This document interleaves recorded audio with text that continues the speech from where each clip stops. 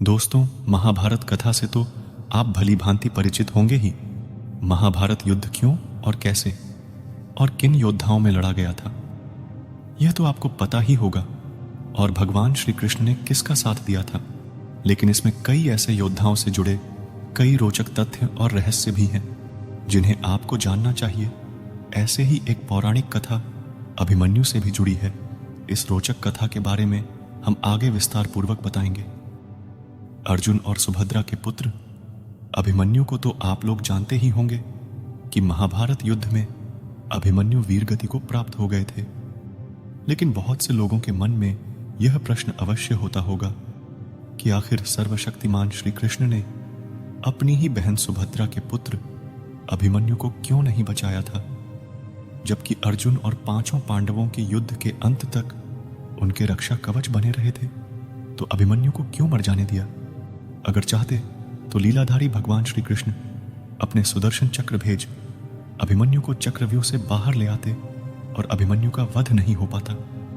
परंतु श्री कृष्ण ने ऐसा नहीं किया। कहा जाता है, जब भी धरती पर धर्म और सत्य की हानि होने लगे तो भगवान को नियति के अनुसार धरती से अधर्मियों और अत्याचारियों का नाश करना होता है। और इस उद्देश्य हेतु भगवान स्वयं धरती पर जन्म लेते हैं और उनके इस उद्देश्य में सहायता हेतु विभिन्न देवी देवताओं को भी अपने पुत्र को भेज या स्वयं जाकर धरती पर जन्म लेना होता है।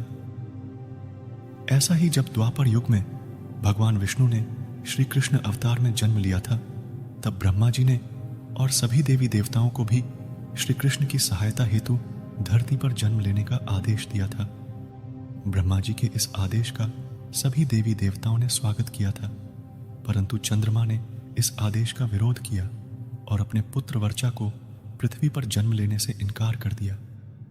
लेकिन जब सभी देवताओं ने मिलकर चंद्रमा को समझाया कि धर्म की रक्षा करना ही हम देवताओं का परम कर्तव्य और धर्म है, इसलिए हम सभी को ब्रह्मा जी का आदेश का पालन करना है। यह हमारा दायित्व और कर्तव्य भी है।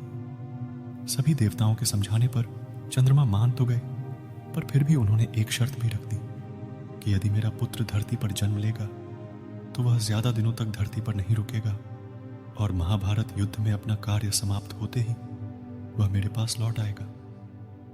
इसके साथ ही वह युद्ध में अपने पराक्रम से बड़े बड़े महारथियों को भी चकित कर घोर युद्ध लड़ते हुए वीरगति को प्राप्त होगा और उसके इस अदम्य साहस को युगों युगों तक याद रखा जाएगा।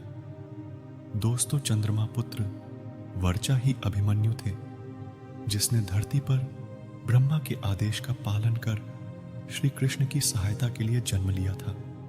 चंद्रमा के शर्त अनुसार ही श्री कृष्ण ने अभिमन्यु की नियति में दखल नहीं दिया और अभिमन्यु महाभारत युद्ध में वीरगति को प्राप्त हो अपने पिता चंद्रमा के पास चले गए।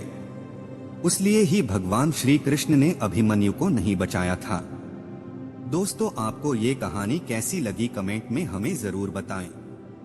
वीडियो को पूरा देखने के लिए धन्यवाद।